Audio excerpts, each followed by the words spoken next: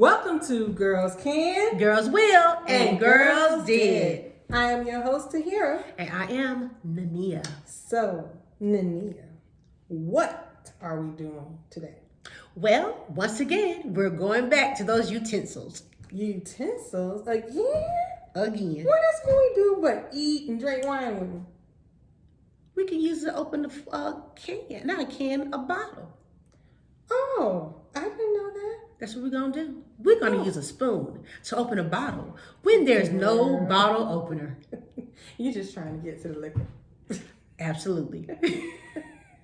So, let's go. Let's go. All right, so here we go. It's late at night, or you just want to unwind. Want to take your little sip. However, there's no bottle opener. What do? Take out your trusty spoon. Now, what you do is going to take your spoon, hold it like so you won't cut yourself. And you're going to start prying this top open like so. So as you can see, once you get that spoon underneath that top, you start lifting.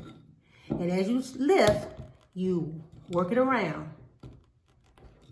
And as you work it around, you'll see that top is beginning to come off. So there you go.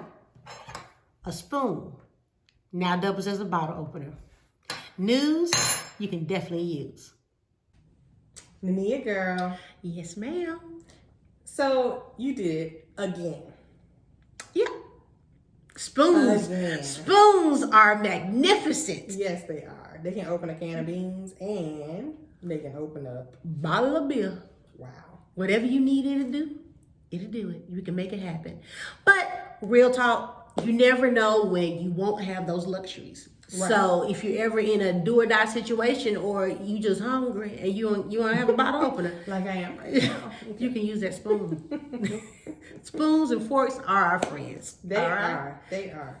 So until next time, right? Mm-hmm. We're going to like, share, and subscribe. Girls Can, Girls Will, and Girls Did That.